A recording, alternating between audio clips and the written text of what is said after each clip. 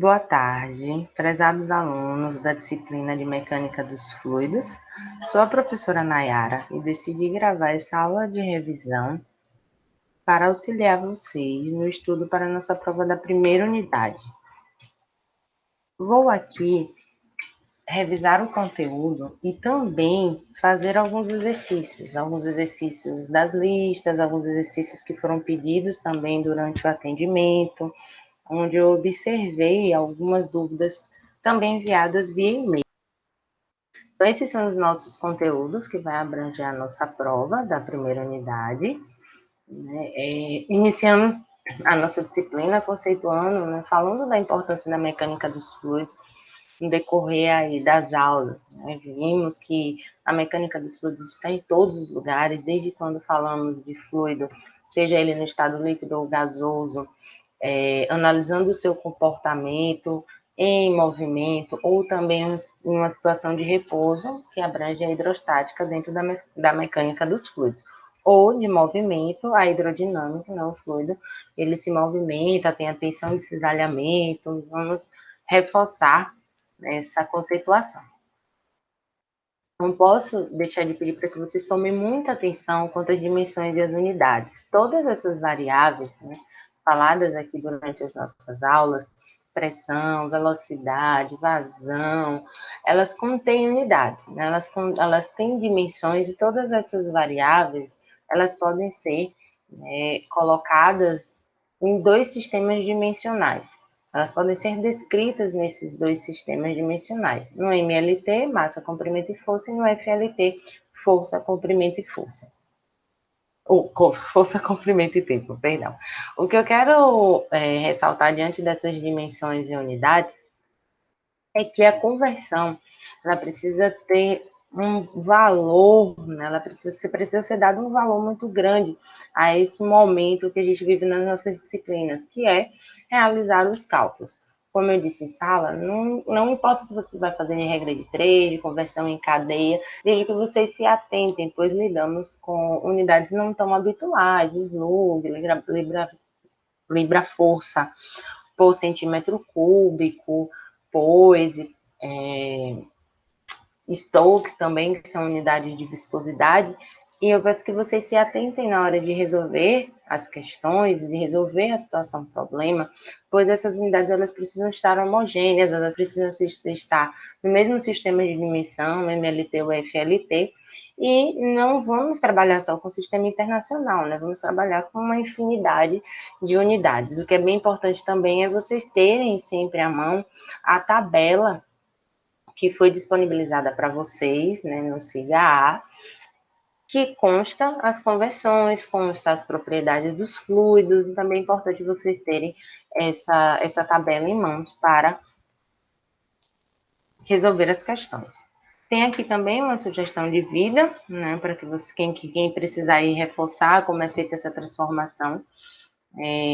Existem também conversões diretas, que vocês precisam sempre estar atentos, Pascal igual a Newton por metro quadrado, no sistema FLT, já no sistema MLT equivale a quilograma por metro vezes segundo ao quadrado. Então, tem aqui também algumas já conversões diretas para que vocês se atentem e facilite a resolução. Essa questão foi uma questão que eu observei durante o atendimento, uma questão aqui de conversão que tinha lá na nossa tabela da lista 1, né, e ela pedia para transformar 71 Pascal vezes segundo em libra força vezes segundo por linha ao quadrado, né, linha polegada. E o que é importante observar aqui é que, primeiro, né, vocês têm que se atentar de que Pascal equivale a Newton por metro quadrado. Só assim vocês conseguem transformar para libra-força, Newton em libra-força, uma libra-força equivale a 4,448 newtons, e transformar aí o metro quadrado, a unidade de área, para polegada ao quadrado, né, também uma unidade de área. Sempre tomando cuidado com, né, as potências, porque se vocês forem usar os fatores de conversão para comprimento, vocês têm que elevar a potência para transformar em área. Só assim vocês conseguiriam aí transformar essa unidade. Deixa eu só fazer uma correção aqui na hora de digitar, que é libra força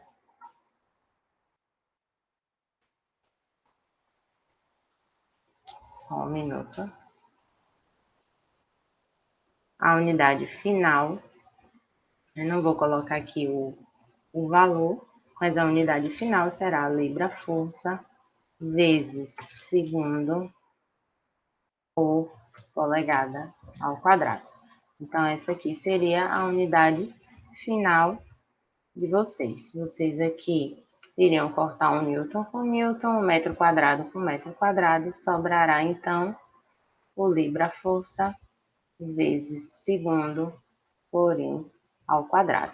Né? Obviamente, multiplicando 71 vezes 0,3048 ao quadrado e dividindo aqui pelos valores do denominador. Então, fica a sugestão aí que vocês reforcem essa prática da conversão de unidade, né, com a tabela que consta na lista 1. E na nossa disciplina, né, conceituamos, definimos fluido como uma substância que se deforma continuamente sob a ação de tensões de cisalhamento. Essas tensões de cisalhamento, elas foram depois também quantificadas, né, quando exercida sobre esse fluido uma força tangencial, por menor que seja, ele já se deforma. Né, fluido, seja ele no estado líquido ou no estado gasoso. Quando não há essa tensão de cisalhamento, o fluido está em repouso, que foi o nosso segundo conteúdo, né, que foi estática dos fluidos.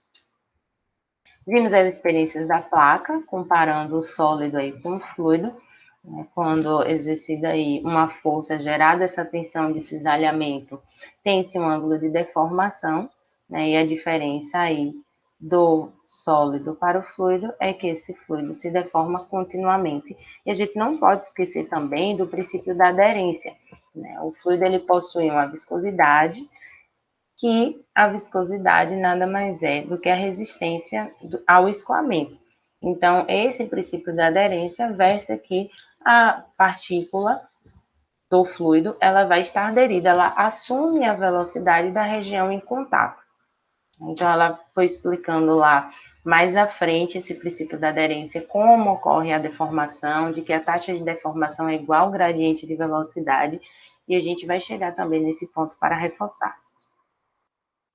O sistema é a quantidade limitada de massa fixa, né, identificável, então ela é separada do ambiente pelas fronteiras. Né? Nosso objeto de estudo, a gente vai estudar esse fluxo de massa dentro do sistema, não deve existir fluxos de massa através das fronteiras. Essas fronteiras elas podem ser fixas ou imaginárias e elas vão delimitar o nosso sistema.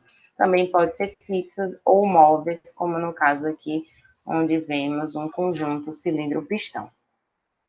A superfície de controle ela é o contorno geométrico do sistema. Como eu já disse, essa massa ela não pode atravessar as fronteiras. Né? Já a energia em forma de calor e trabalho, elas podem atravessar essa fronteira. É importante a gente delimitar a superfície de controle e diferenciá-la do volume de controle. Né? O volume de controle é um volume arbitrário, onde a gente vai estudar o escoamento desse fluido. Então, a gente vai ter a superfície de controle, essa linha contínua. Dentro dessa superfície de controle, temos o nosso volume de controle, que é a região do espaço onde a gente vai observar.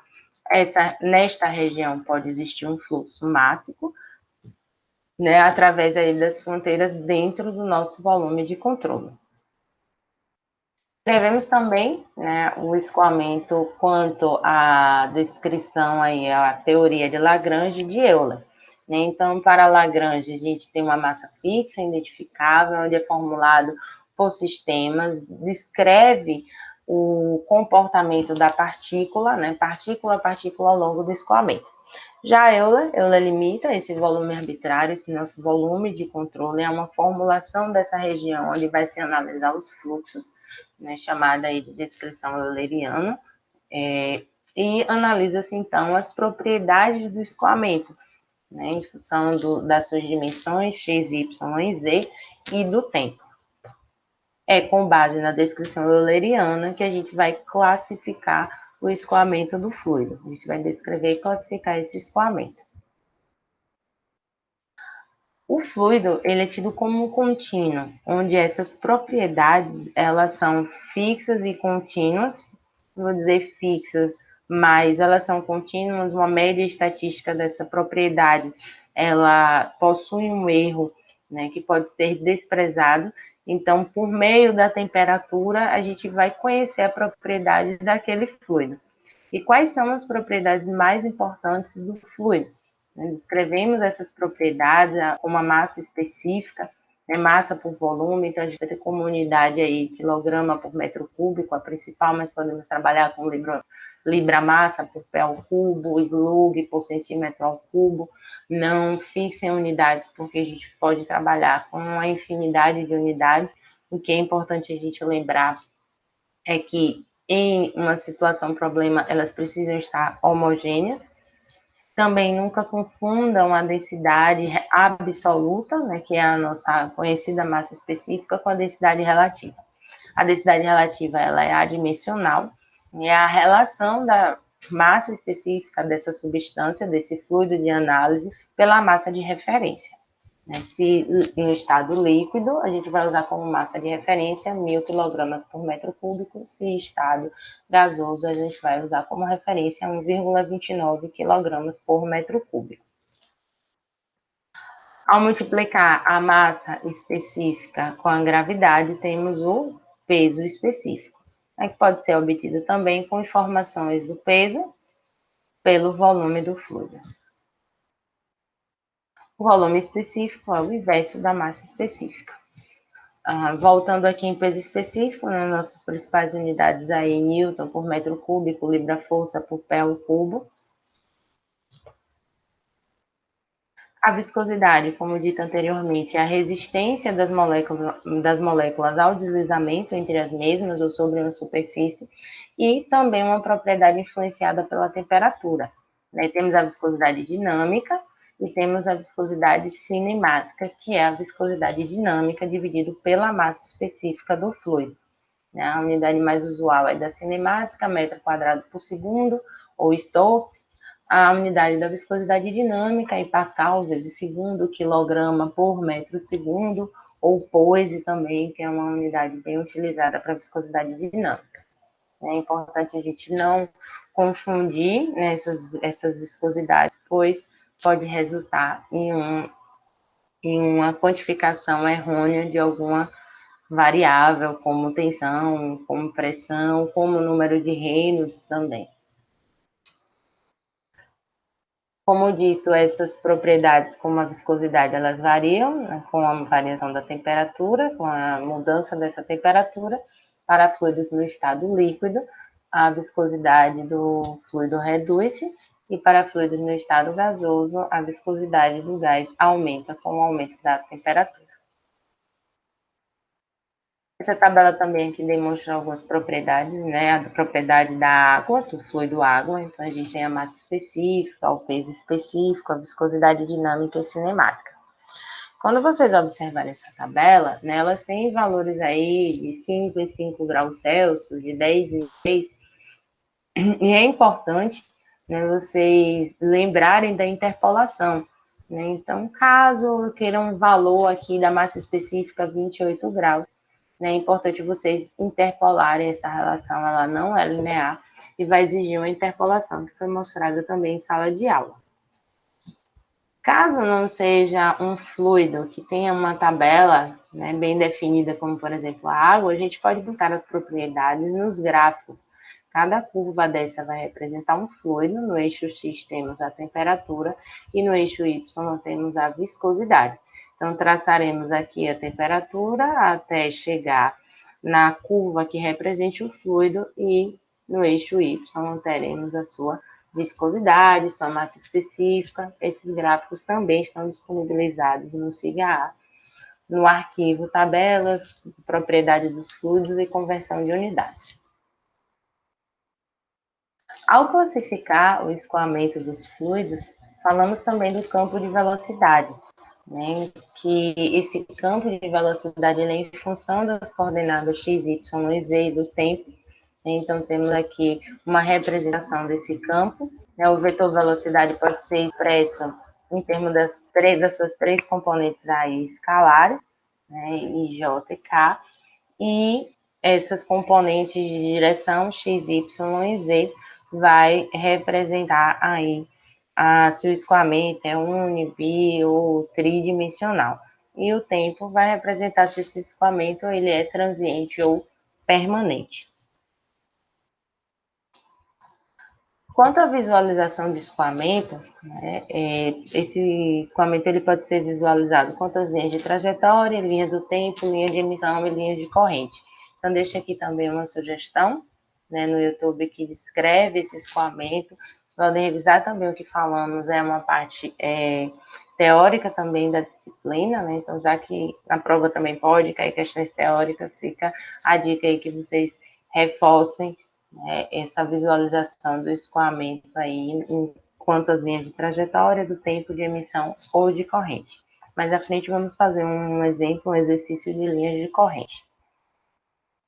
Classificamos o escoamento também, né, segundo a dependência temporal, espacial, a superfície, a seção, a compressibilidade, e a principal classificação está aqui quanto ao fluido viscoso, que o seu escoamento pode ser classificado como laminar, transiente ou turbulento por meio do número de Reynolds.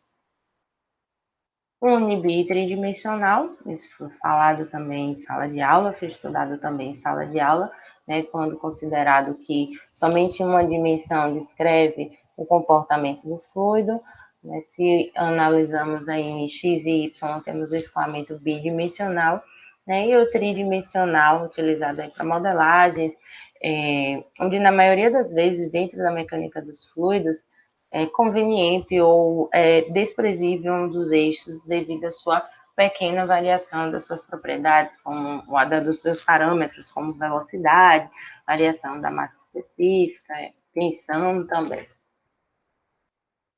Quanto à dependência temporal, vimos que quando as propriedades médias estatísticas dessa partícula do fluido, lembrando do conceito do contínuo, contidas em um volume de controle, onde a gente analisa aí cada ponto de entrada e de saída daquele fluido, e essas propriedades ela mantém-se constante, não mudam ao longo do tempo, esse escoamento é classificado como permanente. Né? Essas propriedades elas podem variar ponto a ponto, né? Em um determinado ponto X, mas deve se permanecer constante naquele ponto ao longo do tempo. Então, aí a gente tem um escoamento permanente. Se não, né, ou se essas propriedades do fluido variam com o tempo, temos um escoamento aqui não permanente ou transiente. Esse exercício 7 foi um exercício que eu havia deixado para vocês fazerem, e eu gostaria aqui de voltar nele e poder explanar como é a sua resolução. Ele fala que o campo de velocidade, né, é especificado, então ele dá aí de que a velocidade é igual a x, y, menos a y ao quadrado j. Ele dá o valor de A, né, de 0,3 por segundo, e a primeira coisa que ele pede para que analisemos é se o campo de escoamento é um nível tridimensional. A gente já observa aqui que a gente tem x e y, então ele é um campo bidimensional. Não temos aí o tempo, então ele é permanente. E pede para que a gente obtenha uma equação para as linhas de corrente no plano x e y, depois trace a linha de corrente que passa pelo ponto 2,8 e 2 e 8 e determine o campo de velocidade também no ponto 2 e no ponto 8. Então, vamos lá. Quando falamos de linha de corrente, né, verificamos que essa linha de corrente ela pode ser descrita aqui, dx dy igual, né, a esta variação. Então, a primeira coisa que vamos fazer é traçar, obter essa equação para a linha de corrente. Né? Como é que vamos obter? Partindo, né, dessa relação, né, da variação aí do dx, dy na linha de corrente, vamos aqui substituir, então, ligado ao nosso primeira parte da nossa expressão no campo de velocidade, a xy, observe, substituiremos no numerador, AY ao quadrado, referente aqui ao V, substituiremos no denominador. Podemos aqui fazer algumas simplificações, o A anula com A, o Y com o quadrado. Passamos o X, né, para o denominador, e o Y manteve-se aqui, o menos Y, passando o DY para o numerador, fazendo o meio por extremos. Integrando, iremos obter aqui ln de x, né, mais a constante, e o menos ln de y mais a constante. O menos ln de y passa, né, para o outro lado, ficando positivo, e ln de x mais ln de y igual a constante. A soma transforma-se em uma multiplicação. X e y, x é 2, y é 8. Então, 2 vezes 8 vai ser 16. Então, obtemos a equação para a linha de corrente, né? E ao substituir o x e o y, temos aqui de que essa linha de corrente que passa pelo ponto 2 e 8 tem um valor de 16.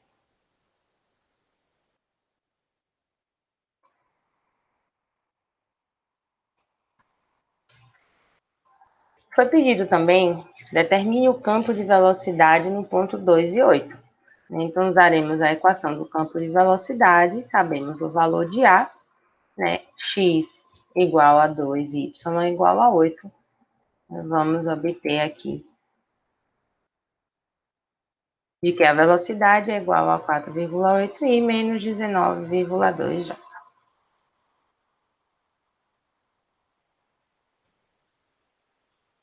Falamos também de escoamentos compressíveis e incompressíveis, né, onde a principal diferença entre a hidrodinâmica e a aerodinâmica, já que estamos falando de fluidos no estado líquido ou gasoso, é a propriedade de compressibilidade dos fluidos.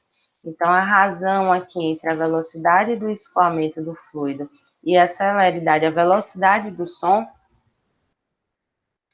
quando esse valor de média for menor do que 0,3, os fluidos compressíveis, ou seja, no estado gasoso, eles podem ser tratados como fluidos incompressíveis, né, pois a sua variação de densidade nesta velocidade ela é inferior a 5%.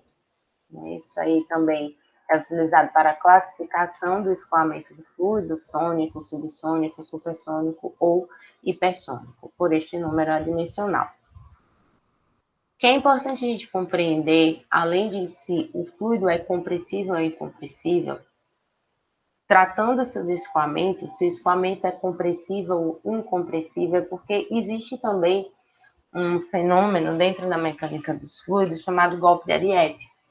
O golpe de Ariete, ele nada mais é do que a variação da pressão dentro de um conduto, uma variação da pressão devido à interrupção do escoamento do fluido e gera esse golpe, né, essa sobrepressão em uma determinada região.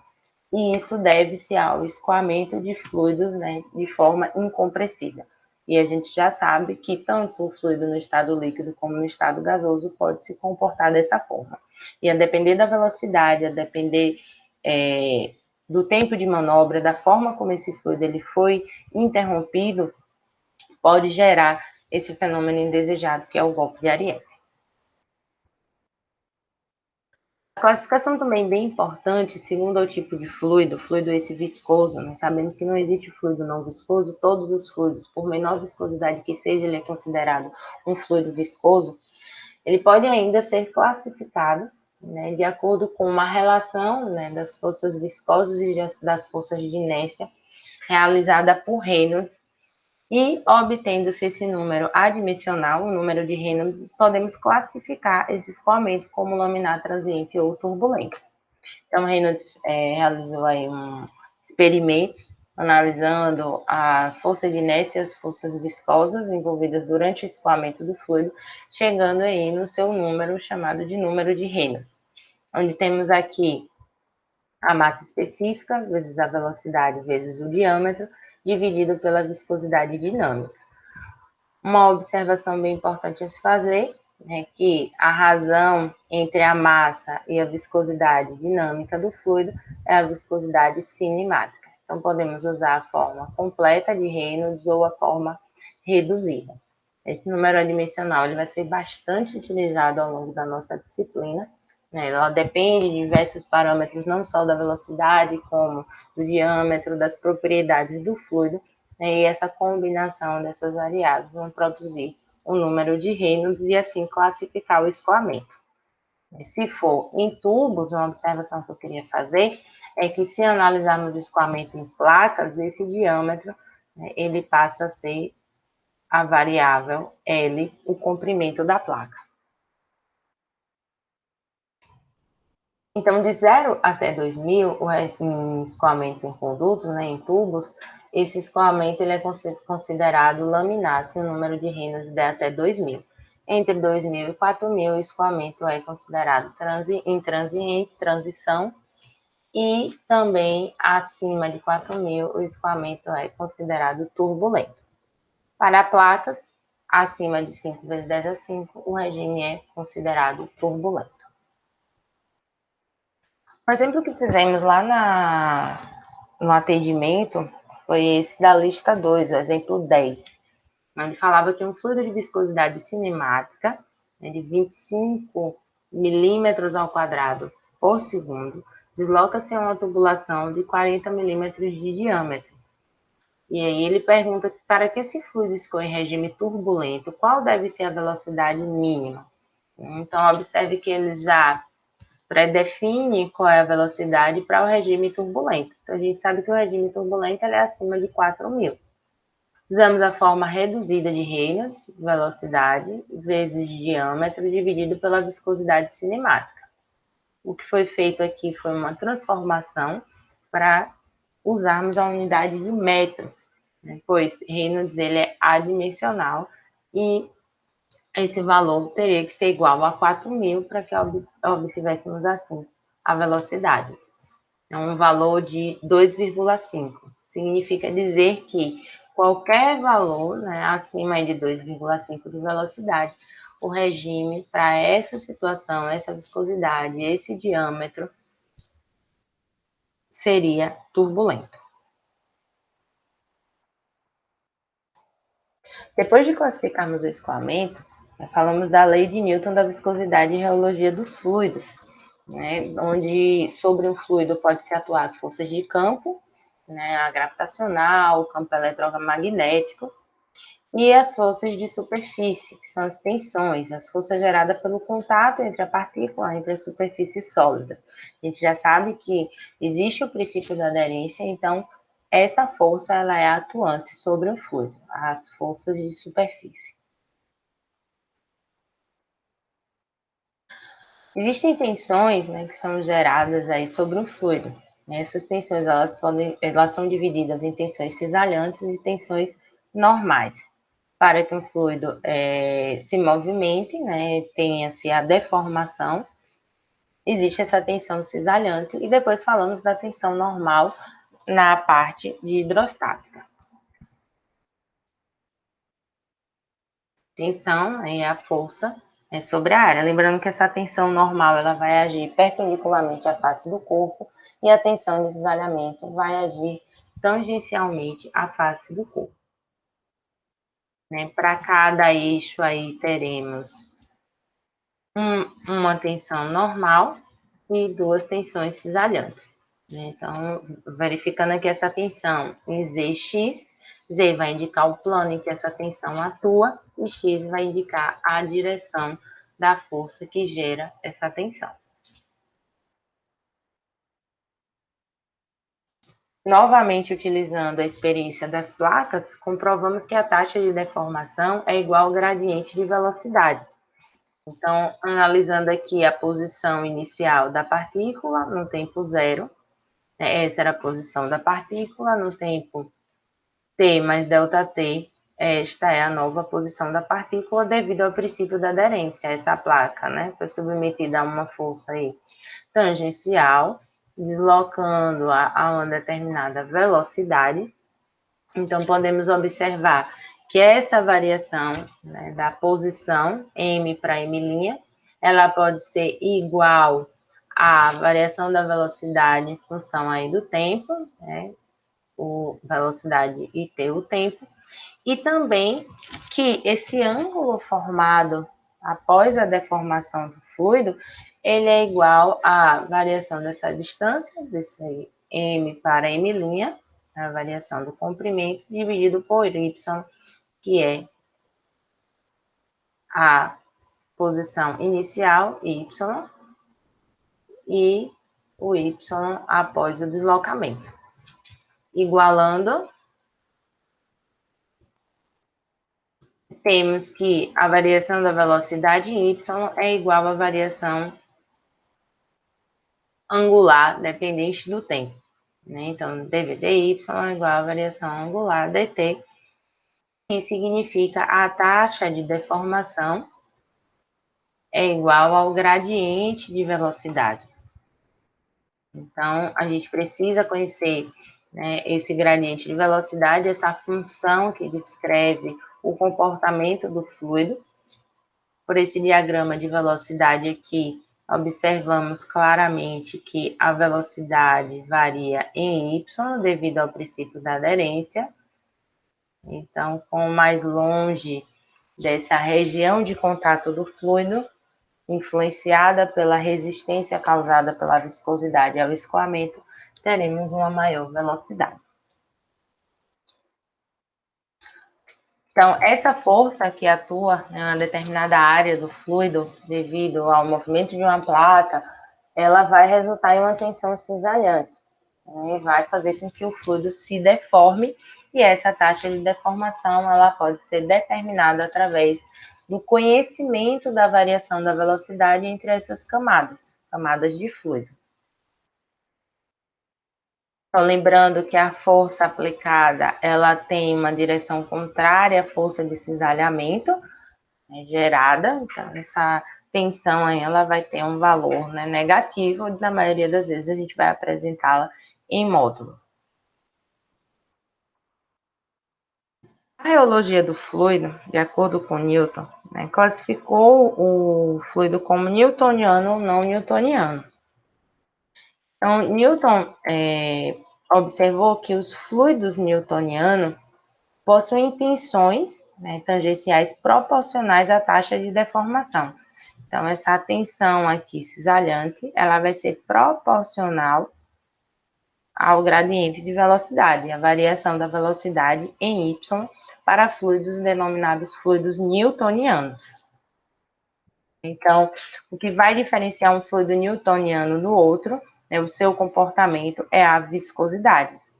Essa viscosidade para fluidos newtonianos, ela é uma constante, e ela é aqui a constante de proporcionalidade entre a tensão e o gradiente de velocidade. Muita atenção também às unidades, né? Quando a gente fala de gradiente de velocidade, a gente vai ter uma unidade aqui, né, de segundo a menos 1, né, metro por segundo dividido por metro. Né? Essa viscosidade é a viscosidade dinâmica, né? E a tensão aqui, na sua maioria, a unidade mais usual é a de Pascal, ou Newton por metro quadrado. Se for aí no sistema de dimensões MLT, quilograma por metro segundo ao quadrado, grama por centímetro segundo ao quadrado. Então, tem aqui várias unidades que a gente pode encontrar. O que a gente precisa lembrar é que elas têm de estar homogêneas. Mais algumas unidades aqui. Muito cuidado também, porque essa é a viscosidade absoluta, não é a viscosidade cinemática. É a viscosidade dinâmica, e se a gente quiser obter, precisaremos multiplicar a viscosidade cinemática pela massa específica. mais algumas unidades aqui para reforçar e que vocês possam diferenciar essa viscosidade. Como dito, a viscosidade para fluidos newtonianos ela é constante, né? E essa tensão gerada é proporcional à deformação.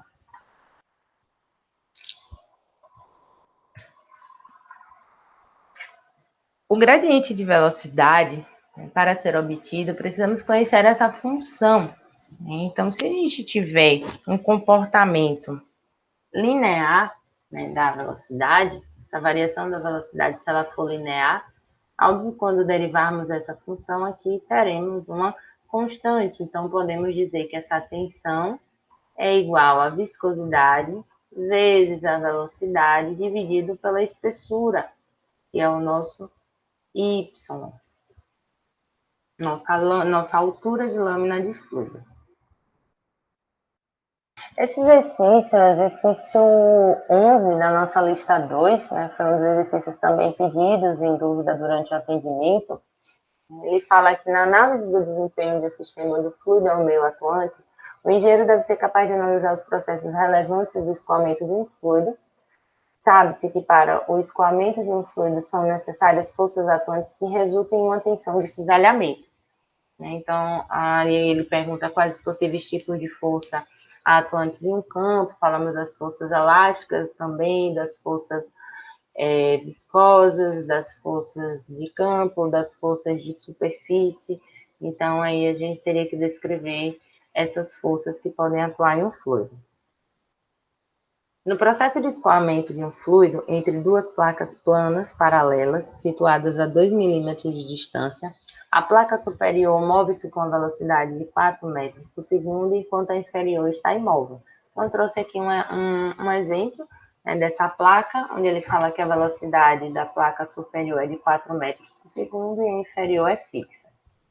Ele dá informações referentes ao fluido, que é um óleo, então ele nos fornece aqui a viscosidade cinemática, a massa específica e pede que determine a tensão de cisalhamento que agirá sobre o óleo quando essa placa superior se movimentar.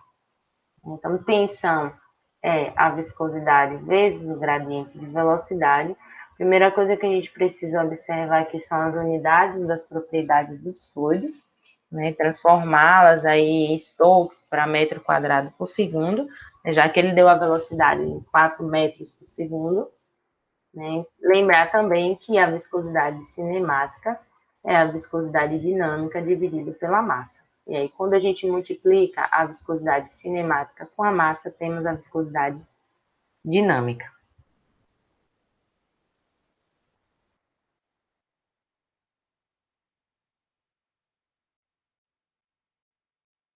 Em hipótese da viscosidade dinâmica, poderemos então encontrar a tensão, né, que vai ser a viscosidade dinâmica. Como ele não fala que o perfil é parabólico, assumiremos um perfil linear, né, onde o gradiente de velocidade resume-se à velocidade dividido pela espessura. Então, temos a velocidade, 4 metros por segundo, a espessura de 2 milímetros, que aqui está transformada para metros, e obtemos assim essa tensão cisalhante, aqui no sistema MLT e aqui no sistema FLT. Lembrando que Newton por metro quadrado é igual a Pascal. A unidade também, né, da velocidade dividido pela espessura é 1 por segundo. Essa era outra questão que constava nos nossos slides.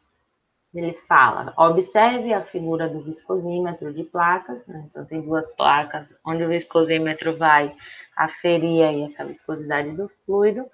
A placa A tem uma área de 0,2 pés ao quadrado. A força aplicada é de 3 vezes 10 a menos 4 libra-força e a velocidade é de 3 pés por segundo. Ele quer que a gente determine a viscosidade absoluta do fluido, em libra-força vezes segundo por pé ao quadrado, e depois que a gente verifique na tabela dos fluidos qual é o fluido que mais se aproxima, né? Identificar qual fluido é esse. a distância entre as placas é de 0,5 pés. Força, né? Se tensão é força sobre área, então a nossa força vai ser a tensão vezes a área. Tensão é a viscosidade vezes o gradiente de velocidade, né? Vezes essa variação da velocidade, e a área já foi dada também aqui na questão. A gente poderia aí já fazer essa transformação, né, das unidades ou trabalhar aí de forma homogênea, né? Então, vamos trabalhar aí com a força em libra-força, igual a viscosidade, que é o que a gente quer conhecer, 3 pés por segundo, Ft é igual a pé, tá, gente? Por segundo, e 0,5 pés, que é a espessura aqui de lâmina de fluido. E a área também, que já foi dada de 0,2 pés ao quadrado. Encontramos, então, assim, a viscosidade, né? Por que foi feita essa transformação? Porque na maioria das vezes, nas tabelas, a gente tem a viscosidade dinâmica em pascal vezes segundo, ou quilograma por metro segundo, então foi preciso realizar essa transformação de 2,5 vezes 10 a menos 4 libra-força vezes segundo por pé ao quadrado, para aí pascal vezes segundo, que é igual a quilograma por metro segundo. Então, essa transformação ela foi necessária para que a gente pudesse comparar com a nossa tabela de propriedade dos fluidos qual é o que mais se aproxima. Então, o valor que mais se aproximava aí de 1,2 vezes 10 a menos 2, né, o que mais se aproximava, não significa que é o etileno glicol, mas o que mais se aproxima é esse valor de 2,14 vezes 10 a menos 2. Então, era um fluido aí que tem aí propriedades, né, próximas ao etileno glicol. É claro que em uma outra tabela, né, a depender também da temperatura, essa variável viscosidade poderia estar mais próxima desse fluido. A questão 17 da lista também foi uma das questões pedidas durante o atendimento, onde ele versa aqui o diâmetro e a altura do tanque cilíndrico mostrado na figura. Né, eu coloquei esse cilindro aí para ficar mais fácil da gente entender como ocorre o escorregamento. Ele diz que o diâmetro é de 86 milímetros e a altura de 145 milímetros. Esse tanque ele vai deslizar vagarosamente sobre um fluido de óleo, que é suportado aí pelo plano inclinado. A espessura do filme de óleo é constante, de 0,56 milímetros. A viscosidade dinâmica do óleo é 1,8 newton vezes segundo por metro ao quadrado e a massa do tanque é igual a 0,75 kg. E ele pede que determinemos o ângulo de inclinação desse plano. Então, observe que existe uma força-peso aqui do cilindro, né? Esse cilindro tem uma massa de 0,75 kg. Né? Força vai ser a tensão vezes a área deste cilindro aí que está em contato com o óleo, que vai gerar a tensão cisalhante. Então, a gente tem a viscosidade, tem a viscosidade dinâmica, conhece a velocidade e a espessura de lâmina de fluido e o diâmetro deste tanque. Então, quem vai ser a força, a gente vai ter que encontrar aí o peso. Uma vez a gente tem a massa, utiliza-se aí a massa vezes a gravidade, vezes o seno desse ângulo que queremos conhecer. Substituindo os valores, encontraremos um valor do ângulo de aproximadamente 8,6 graus.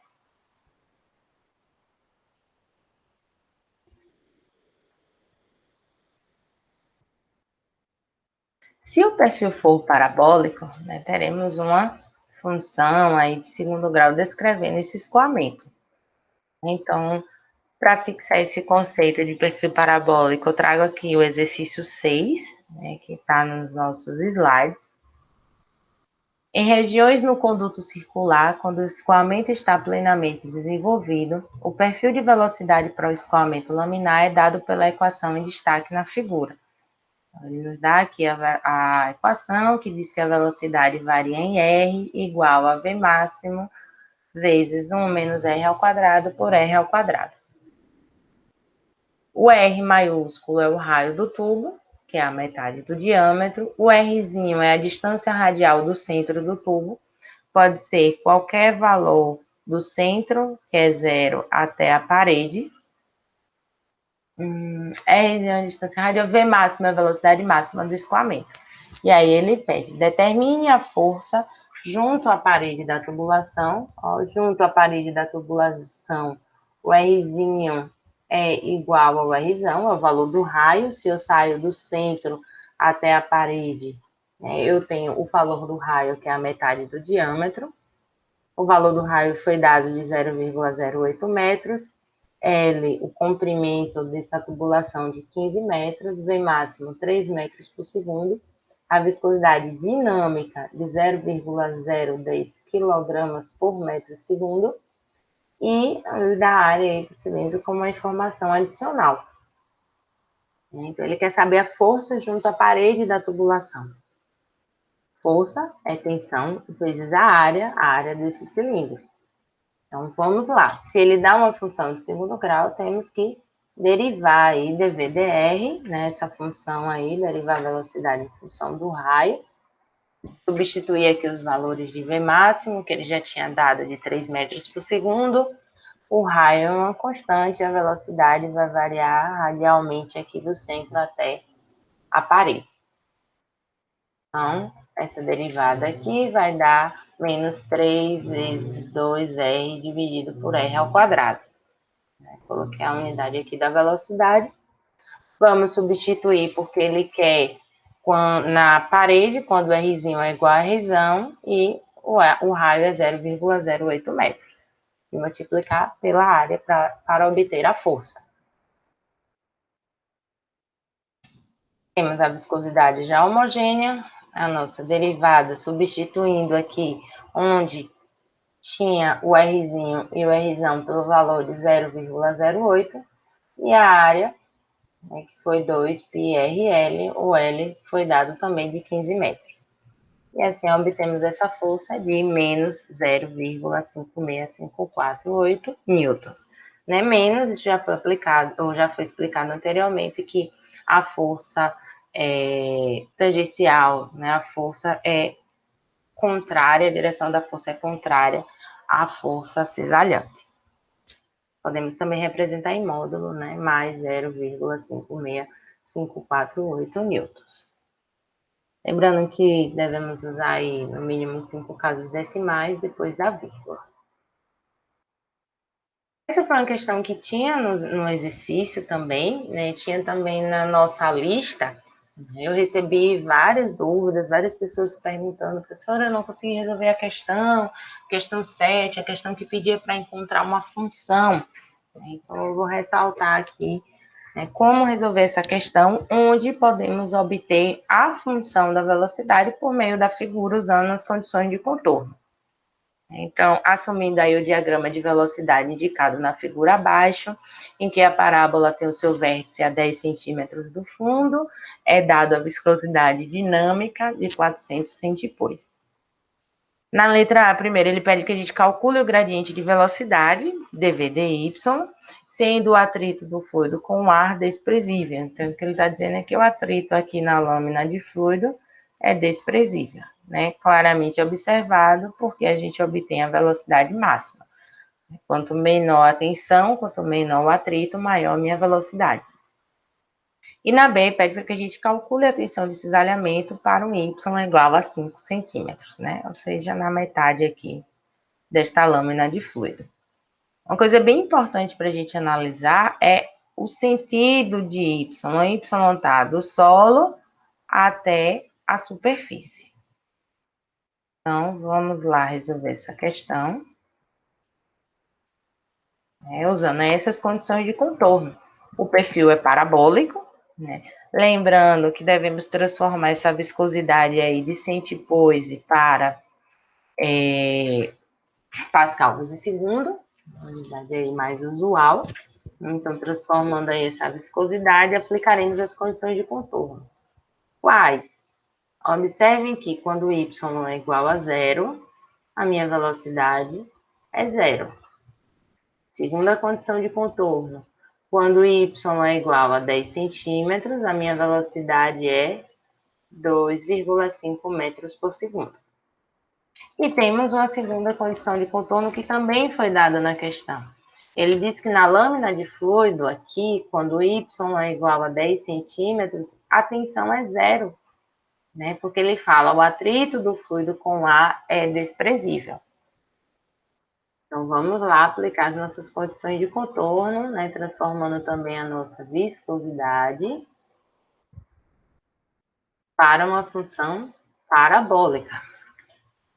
Temos que encontrar essa função para depois derivá-la e obter assim um gradiente de velocidade. Primeira condição de contorno, quando y é igual a zero, a velocidade é igual a zero. Então, vamos substituir aqui no lugar do y um zero e substituir aqui também na nossa função genérica uma velocidade igual a zero. Claramente, c igual a zero. Para a segunda condição de contorno, quando y é igual a 10 centímetros, que é igual a 0,1 metro, a velocidade é de 2,5 metros. Então, temos aqui também, né, a nossa função aqui devidamente substituída. Para a terceira condição de contorno, quando y é igual a 10 centímetros, a minha tensão é igual a zero. E quem é tensão?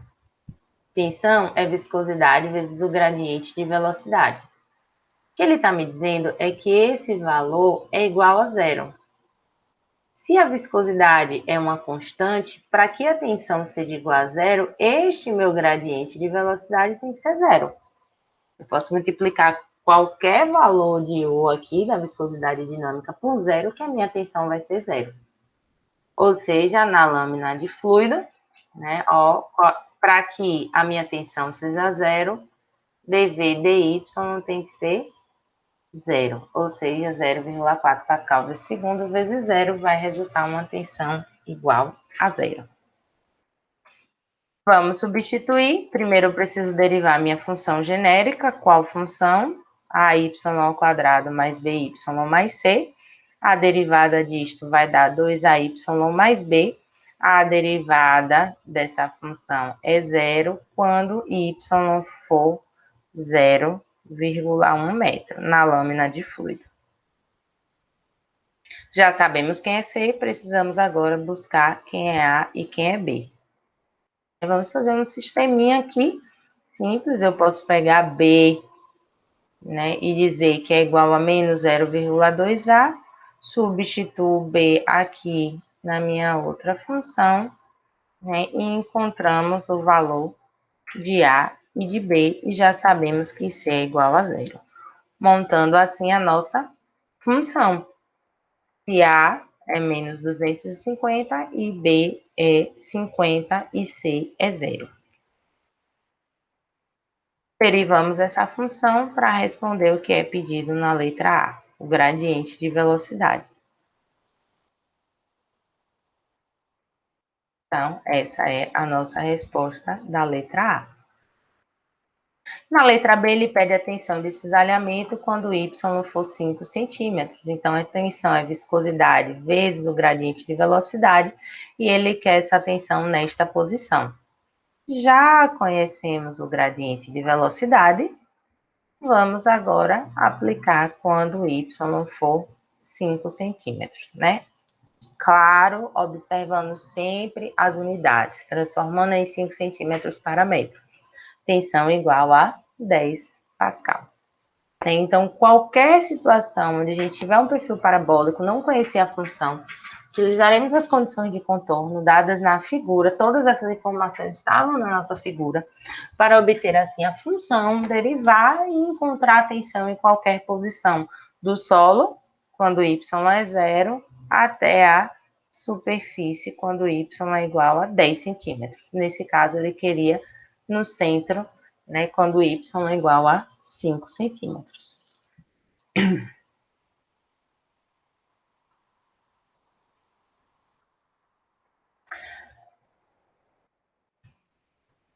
Tensão é igual a viscosidade vezes dV dy, né? É só para fluidos newtonianos.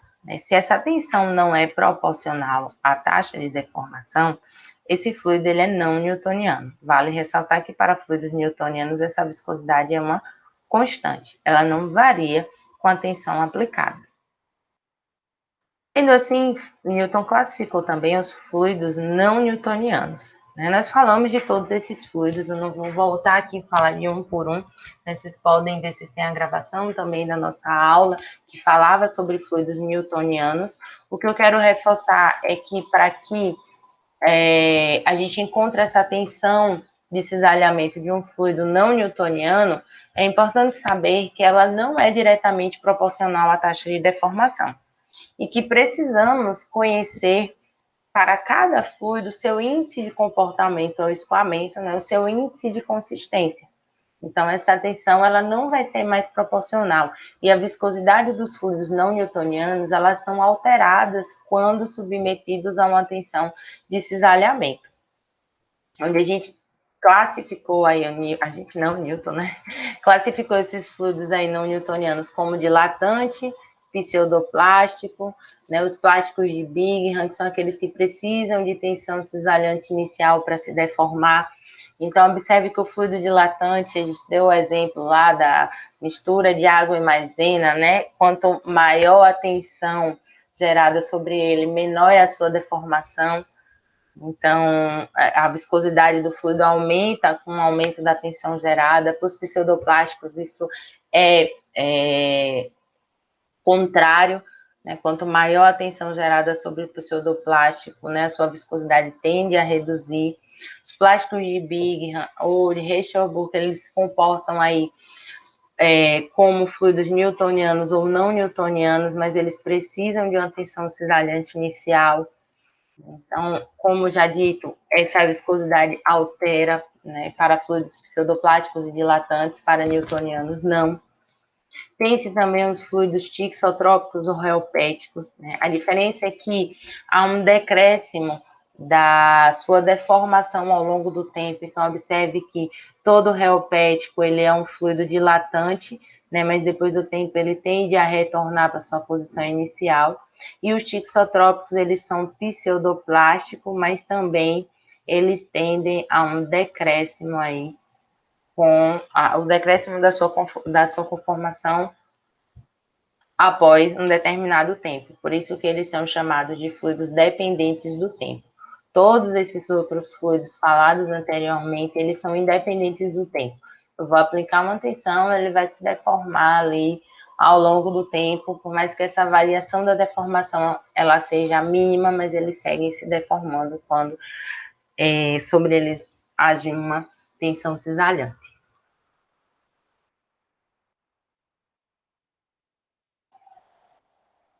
Partindo para o nosso último conteúdo, que foi de estática dos fluidos, que foi o estudo do fluido em repouso, vimos que se não há tensão de cisalhamento, se há apenas a tensão normal, e Pascal identificou como deveria ser essa tensão normal agindo sobre o fluido para que ele estivesse em repouso, consideraremos aí todo o estudo da estática dos fluidos. Então, nos fluidos em estática não pode, situação de estática não pode ter nenhuma força de cisalhamento, nenhuma força cisalhante, e essa força ela vai ser aí perpendicular ao fluido, perpendicular em relação a esta fronteira. Pascal afirmou que a pressão em um fluido em repouso ela é a mesma em qualquer direção, ela vai atuar igualmente em qualquer direção. Então, essa pressão aí, ela vai ser transmitida integralmente a todos os pontos do fluido e à parede do recipiente. Tensão essa que a gente está falando de tensão normal. Eu não tenho nenhuma tensão cisalhante, eu tenho que a tensão em X, em Y, em Z, ou em S, como vocês queiram chamar, essa face aqui do corpo, elas precisam ser iguais para que o fluido esteja em repouso.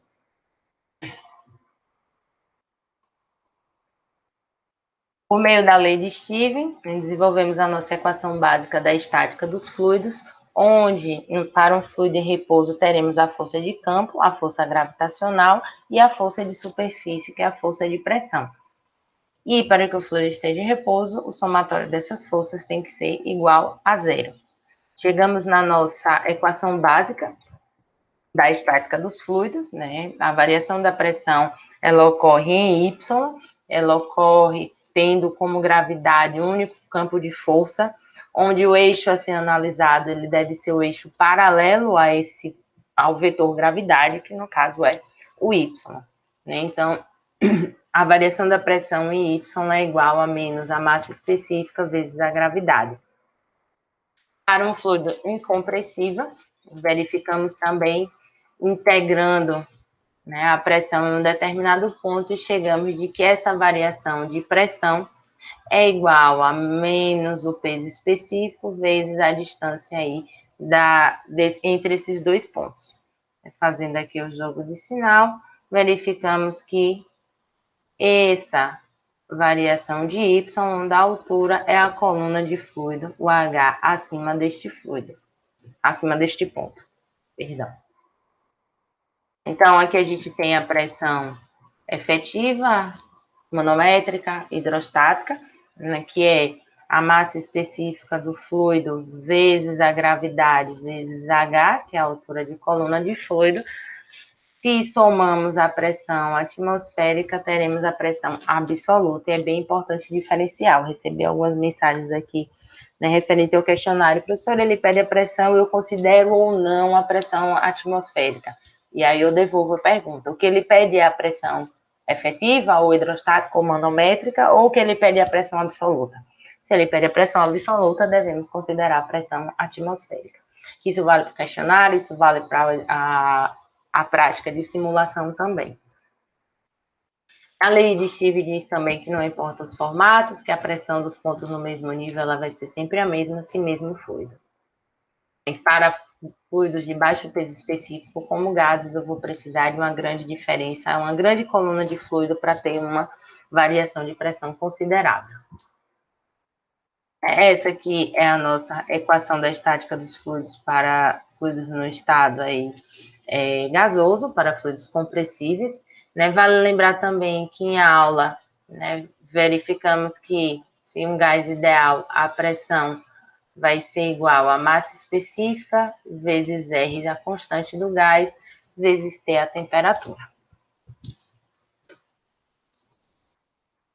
A pressão vai variar aí com a altitude, então muito cuidado quando, né, for pedido a pressão absoluta, que a gente precisa saber qual a altitude que está esse sistema, pois a pressão vai variar, a pressão atmosférica vai variar com a altitude. Foram passadas essa atividade extra, tinha algumas perguntas teóricas, né? De acordo com o princípio de Pascal, a pressão em qualquer ponto no interior do fluido, ela vai atuar igualmente, sim, né? Ela não é transmitida apenas em um ponto de aplicação. Os líquidos transmitem integralmente a pressão que suporta, só mesmo fixação de conteúdo, quem investe aí é o princípio de Pascal. Segundo o teorema de Stevens, a diferença de pressão entre dois pontos de um fluido em repouso é igual ao produto do peso específico pela altura, né? É o que Stevens nos diz, que a pressão é o peso específico vezes H, lembrando que o peso específico é a massa específica vezes a gravidade. Baseado no teorema de Stevens, marque a alternativa incorreta. O teorema de Stevens só se aplica em fluido em repouso, correto. A variação da altura é a diferença entre as cotas e não a distância entre os pontos considerados, correto. Variação da altura é na vertical e não a distância entre eles em x. Todos os pontos de um fluido num ponto horizontal têm a mesma pressão, correto, né? O eixo x ele é isobárico. A pressão depende da área, incorreto, né? A pressão depende do peso específico e da carga. Aqui nessa outra questão, ele fala, na figura abaixo são apresentados dois recipientes na forma de paralelepípedo com paredes rígidas cheias de água, que diferem das medidas de algumas arestas. Aqui o eixo X, Y e Z são diferentes para os dois recipientes. sobre a pressão exercida pelo líquido no fundo dos recipientes com base nas dimensões, considere as afirmações abaixo. A pressão é idêntica nos dois recipientes, porque A depende da dimensão da superfície sobre a qual o líquido repousa. Então, o que ele quer dizer é que ele quer que a gente identifique, né, quais dessas afirmações são verdadeiras ou falsas. Então, observe que a primeira observação, a pressão é idêntica nos dois recipientes. Né? Então, se eu tenho mesmo fluido na mesma altura, a pressão aqui no fundo desse recipiente, ela vai ser igual para este e para este recipiente. Afirmação 2, a pressão depende da dimensão. Não, ela não depende, a pressão depende da carga, da altura. Então, a pressão nesse ponto vai ser igual à pressão nesse ponto. Mas a pressão neste ponto, que eu estou desenhando agora, não vai ser a pressão neste mesmo ponto. Então, a alternativa a ser marcada é a primeira afirmação, ela é verdadeira, a segunda é falsa.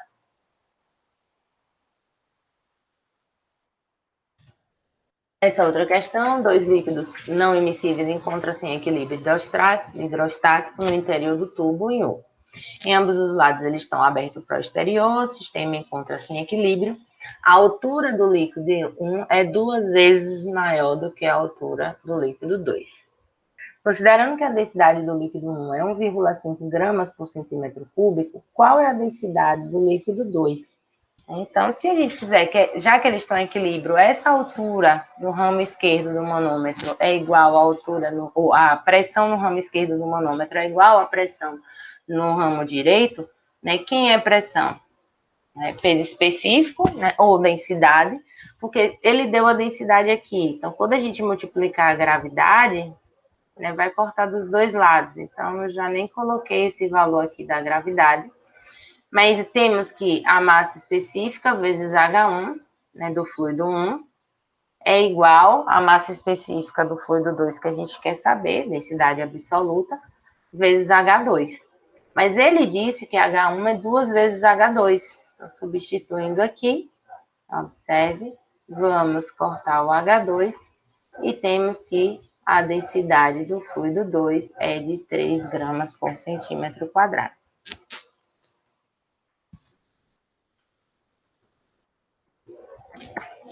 Os medidores de pressão também é um dos principais pontos aqui da nossa parte na disciplina de hidrostática. Né? Eles podem medir, como eu disse, a pressão absoluta em relação ao vácuo ou a pressão manométrica em relação à pressão atmosférica. Então, a absoluta vai ser o somatório da pressão atmosférica mais a pressão aferida pelo manômetro, a pressão manométrica. Lembrando que essa pressão manométrica ela pode ser positiva ou negativa, mas a absoluta, né, jamais será negativa, pois ela será manométrica somada à pressão atmosférica. A obtenção da equação manométrica ela pode ser feita sempre por meio das linhas isobáricas. Então, foi demonstrado, né, que tanto igualando a pressão no ponto isobárico mais baixo, P2 a P3, né, onde a pressão no ponto 2 vai ser o somatório das pressões acima desse ponto, a pressão no ponto 3 vai ser o somatório das pressões acima do ponto 3. Ou também pode ser encontrada a equação manométrica por meio da regrinha básica, né? Eu traço a linha isobárica mais baixa e vou, né, saio de um lado ao outro, se for um manômetro diferencial, um tubo, não importa, nem da direita para a esquerda, nem da esquerda para a direita, mas somando todas as colunas de pressão que descem até a linha isobárica mais baixa e subtraindo todas as colunas de pressão aí até o último ponto. Então, teríamos aqui que PA mais a pressão dessa coluna de fluido menos a pressão de todas essas colunas de fluido é igual a PB. Lembrando que é uma equação, então ela tem igualdade, ela é igual-se a uma outra pressão. Então, tem aqui também foi disponibilizado para vocês algumas equações manométricas já descritas, Uma observação também é que se for aberto, né, a gente vai igualar a pressão atmosférica se a gente quiser encontrar a pressão absoluta, se não, igualaremos a zero para obter a pressão efetiva, ou a pressão relativa, ou a pressão hidrostática, que significa a mesma coisa. Se o manômetro estiver inclinado, né, a única coisa que precisamos observar são as regras trigonométricas, pois já foi dito várias vezes que a pressão varia em Y, né? Então a gente precisa saber, né, a altura de coluna de fluido. Então, PA mais a pressão dessa coluna de fluido, menos a pressão dessa coluna de fluido que tem a altura aqui que a gente chamou de X2, menos essa altura de coluna de fluido H3, essa pressão, né, a altura da coluna de fluido H3 exercida pelo fluido cinza, igual a PB. Quem vai ser X2, ó, o seno do ângulo vai ser cateto oposto dividido pela hipotenusa.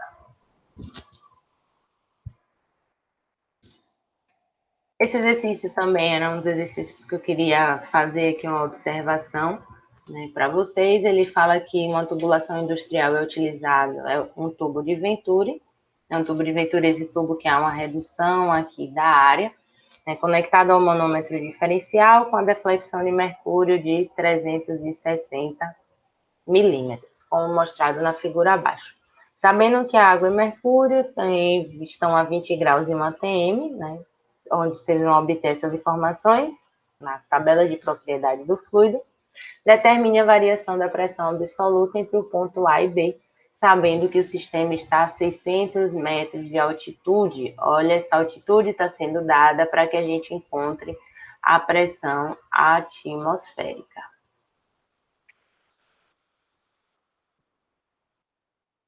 Então, como ficaria a nossa equação aqui manométrica? Só voltar que eu acho que está oculta aqui a resolução.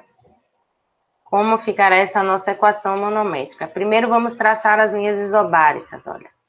Minha linha isobárica mais baixa é a linha verde.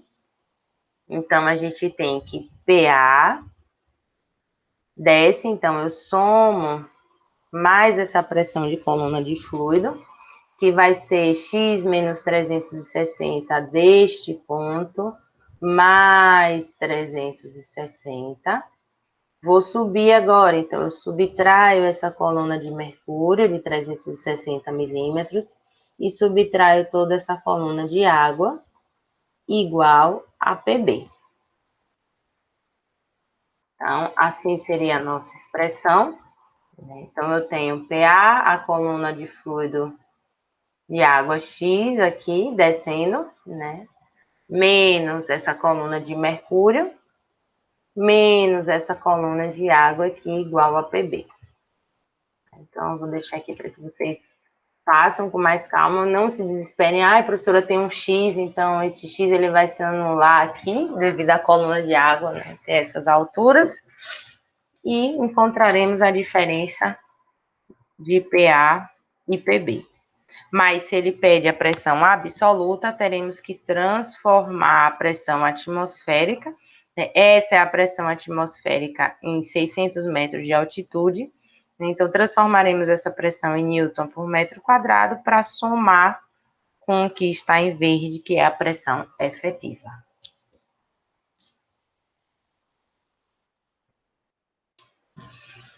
Essa é uma questão de manômetros inclinados também, que eu queria ressaltar aqui a resolução para vocês. 2 tanques de água são ligados uns aos outros através de um manômetro de mercúrio com tubo inclinado, para uma dada diferença de pressão entre os 2 tanques. Então, ele já diz qual é a diferença de PA e PB.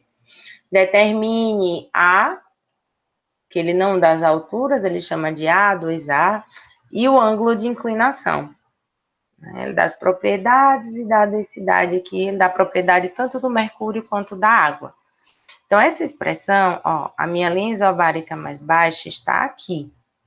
Então, eu venho com a pressão de A, descendo mais essa coluna de fluido de água que tem a altura A, sigo descendo mais essa coluna de fluido que tem a altura 2A, Subo, então eu subtraio essa coluna de água que tem uma altura A igual a PB. Né, professora, mas tem um A, tem um ângulo que eu não sei, né? A gente já tem um valor de PB menos PA de 20 quilopascal. Então, a gente consegue encontrar quem é o valor de A. Se eu já sei quem é o valor de A, ó, consigo encontrar um ângulo, porque temos esse triângulo aqui.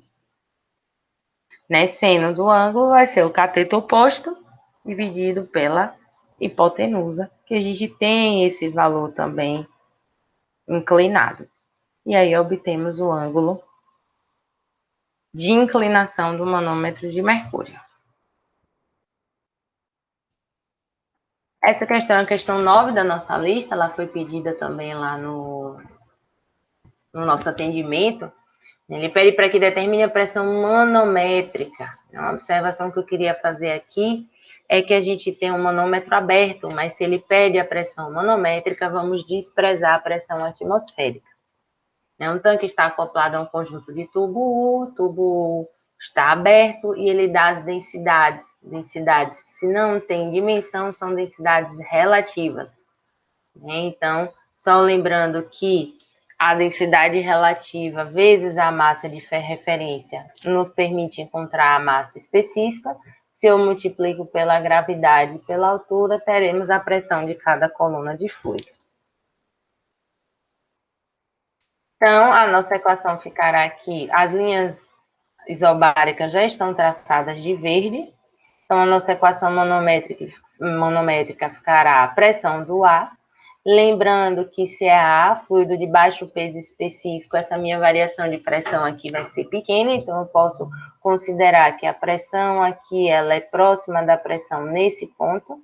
Então, eu vou sair já daqui, a minha equação manométrica. A pressão do A, se eu subo menos essa pressão de coluna de mercúrio, tem outra linha isobárica. Se eu vou descer mais a pressão de óleo, até a minha outra linha isobárica, se eu vou subir menos essa pressão de mercúrio, igual a zero, porque o que ele pede é a pressão manométrica. E substituindo esses valores, todos os valores de densidade, de massa, vamos encontrar essa pressão do ar igual a 82 quilopascal. Então, fica como sugestão que vocês refaçam, recalculem, né? O que eu estou fazendo é uma revisão de como obter essa equação manométrica para chegar no que é pedido, que é a pressão do ar. Essa outra questão era uma questão bem interessante, foi a questão 10 da lista. Né? Então, os recipientes A e B da figura contêm água sob pressão, então ele dá a pressão de A e de B e pede essa deflexão H. Então, em azul estão as linhas isobáricas, vamos traçar aqui essa nossa equação manométrica, PA, né? Se eu vou descer, eu vou ter mais essa pressão dessa coluna de fluido. Se eu vou subir menos essa pressão de coluna de mercúrio, minha linha isobárica está aqui, eu vou descer somando também essa pressão de coluna de água igual a PB. Então, a nossa equação manométrica ficará assim, PA só tem que essa coluna de fluido água aqui é X mais H, a de mercúrio é o H, a de água vai ser Y igual a PB. Ele dá mais uma informação aqui que Y mais X é igual a 2 metros, né? Logo, eu posso dizer que Y é igual a 2 menos X ou que X é igual a 2 menos Y, para poder substituir na nossa equação manométrica e encontrar um valor de altura que é de 1,3 metros. Algumas propriedades aqui que elas precisam ser relembradas: peso é massa vezes a gravidade, densidade relativa é a massa vezes a referência. Logo, se a gente tem a massa de referência, logo, se a gente tem a densidade, para encontrar a massa, eu preciso multiplicar a densidade com a massa de referência. E se eu quero o peso, eu vou pegar essa densidade vezes a massa de referência vezes a gravidade. Lembrem sempre de transformar para que as unidades sejam homogêneas. Se vocês vão usar, por exemplo, a gravidade aí em metro por segundo ao quadrado, tenho que transformar as minhas variáveis, né, para todas metro, metro quadrado, metro cúbico, se assim for, elas precisam estar todas em metro. Quero também mostrar para vocês aqui como fica, né, a equação manométrica para essa situação, né, para que vocês, quem não fez ainda aí a questão 5 da lista, aqui vai uma reflexão. Nossas linhas isobáricas estão aqui e aqui. Então, como ficaria essa equação manométrica? Aqui também eu tenho uma outra linha isobárica. P de A, se eu subo menos essa coluna de água, traço a minha linha isobárica. Se eu sigo subindo, menos a pressão dessa coluna de mercúrio. Se eu desço, mais essa pressão da coluna de água, igual a PB. Então, essa vai ser a equação manométrica. Substituindo os valores, vamos encontrar a diferença de pressão no ponto A para o ponto B. Vai dar 73 Pascal. Então, nossos últimos assuntos aí, já quase finalizando a nossa revisão, né, é o assunto de estática dos fluidos.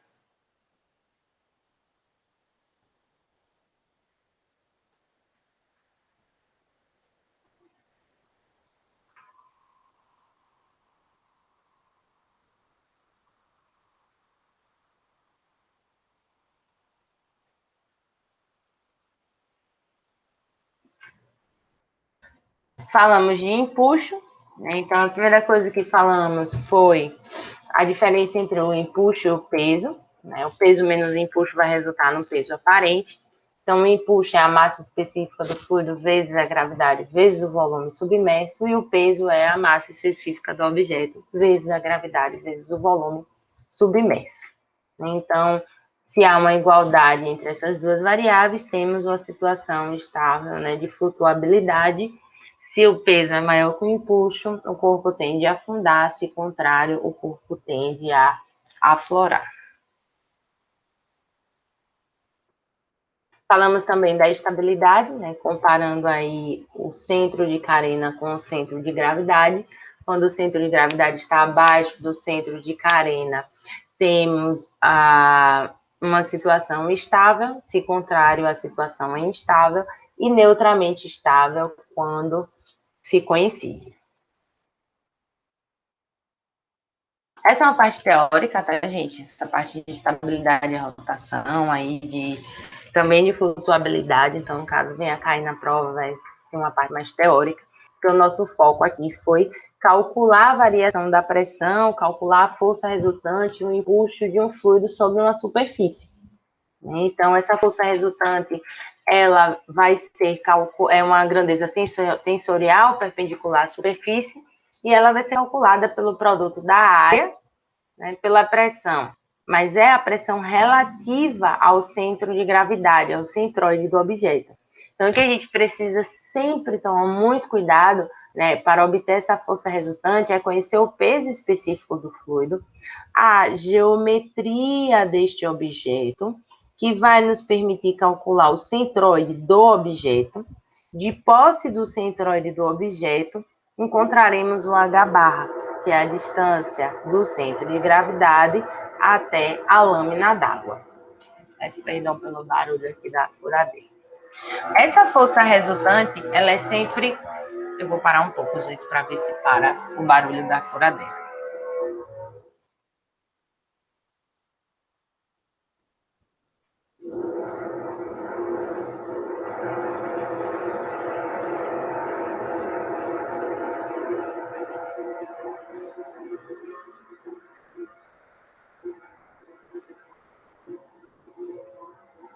Só um minuto, pessoal.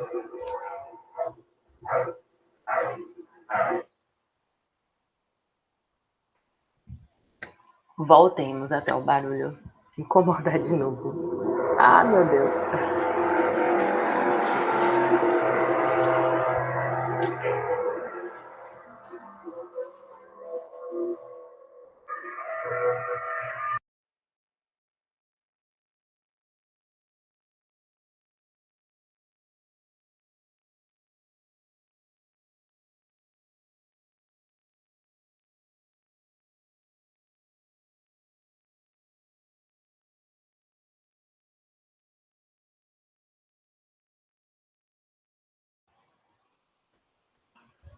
Vamos ver se conseguimos concluir agora a nossa aula. A força resultante ela é aplicada sempre no centro de pressão abaixo do centro de gravidade, né? Uma posição que depende aí do momento de inércia do objeto. Então, será o H barra somado ao momento de inércia do objeto dividido pela área vezes o H barra. E esse momento de inércia, gente, esses centroides, vocês podem obter aí, ó, nas nossas tabelas, né, a depender da geometria. Isso só vale para superfícies planas, né? Então, superfícies planas, né, de diferentes geometrias, né, retangular, triangular, circular, mas ela é plana. O que vocês precisam tomar muita atenção é de que essa força vai agir perpendicularmente à face, né? E aí sim a gente pode adotar nessas nossas fórmulas para força resultante e localização do centro de pressão. Se isso está inclinado, o que muda, professora? Nada. O meu centro de pressão vai estar sempre distante da lâmina d'água à altura H bar. Né? O que a gente precisa cuidar é que o centro de gravidade ele é do objeto. Se o objeto está inclinado, precisamos encontrar a distância na vertical do centroide até o H bar. Fizemos vários exercícios também em sala. Fizemos 2 exercícios ou 3 exercícios em sala sobre isso, né? Em uma observação mais trigonométrica do que diferente do que falamos para superfícies na vertical. Se essa superfície ela for curva, né, a gente vai precisar decompor a força horizontal em uma área projetada dessa minha superfície curva e uma força vertical. Né? Então, por meio dessas duas forças verticais e horizontais, encontramos a força resultante.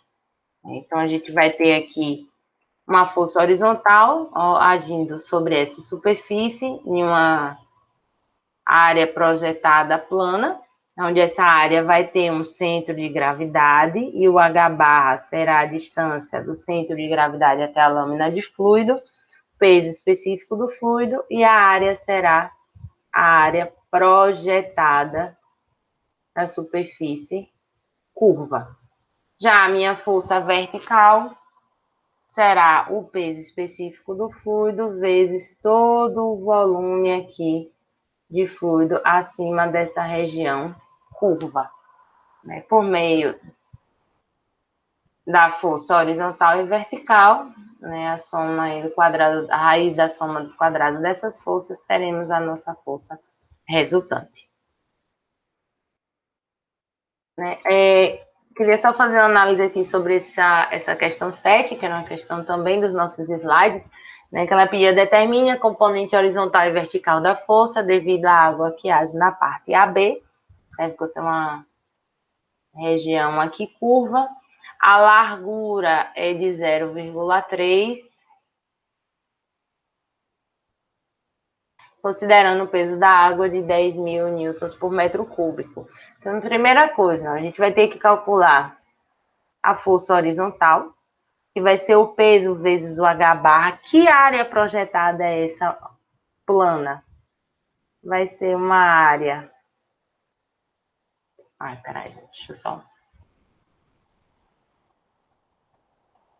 Vai ser uma área de 1,2 de altura vezes 0,3 de largura. Então, 1,2 metros de altura vezes 0,3 metros de largura. O H barra é na metade da altura porque ele coincide com o centro de gravidade. Observe que eu não tenho nada mais acima de fluido nessa região curva.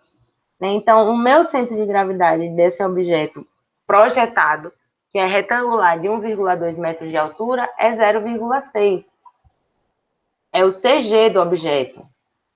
Ele coincide com H barra, mas, por exemplo, se eu tivesse fluido até esta altura, o meu H barra seria do CG até essa lâmina de fluido aqui. Mas não é o caso. Então, encontraremos assim a força horizontal, multiplicando o peso específico, vezes o CG, que é igual a H barra, vezes a área, de 0,3 por 1,2. Quem vai ser a força vertical? A força vertical vai ser este volume de fluido vezes o peso específico. Depois disso, hipótese da força horizontal e vertical, calcularemos a força resultante. Então, deixo aí para vocês resolverem, né, com base nessa interpretação. Essa foi uma outra questão, né, que a gente até começou a fazer em uma das turmas, mas teve uma turma que não foi feita, então eu queria aqui ressaltar, né, que ele pede para que a gente calcule a força resultante na estrutura. Ela tem 5 pés de largura, então o que ele está dizendo é que o raio é de 2 pés e que a largura aqui desse túnel, né, desse ponto até esse, a gente tem 5 pés.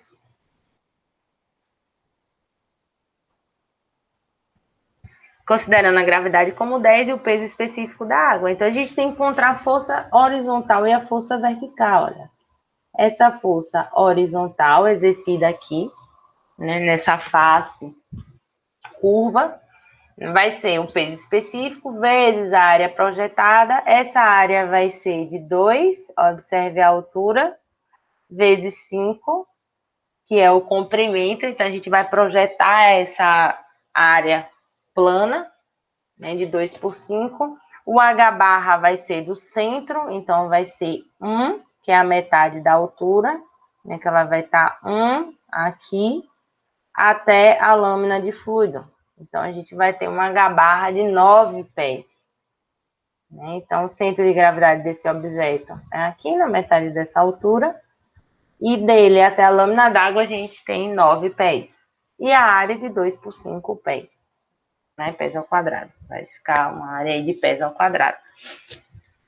Professora, por que você não calculou a força horizontal? Porque observe que se a gente tem um objeto circular simétrico, essa força horizontal do lado esquerdo vai anular com a força horizontal do lado direito, porque a área projetada vai ser a mesma para os dois lados.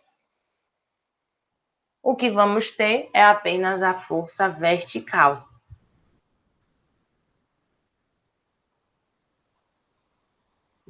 E a força vertical vai ser o peso específico do fluido vezes esse volume aqui de fluido acima da região curva. Né? Que a gente reduziu aqui o volume desse prisma aí, né, retangular, do volume de 1/4 aqui. Não, da metade, já que é a metade aqui de um círculo vezes o comprimento. Né? Óbvio, transformando tudo para metro, com muito cuidado com as unidades. Né? Então, a gente fez aqui como se fosse todo esse volume e subtraiu desse volume que eu vou colocar aqui em amarelo para encontrar o volume de fluido acima dessa região curva. Essa vai ser a minha força vertical, que vai ser igual à força resultante.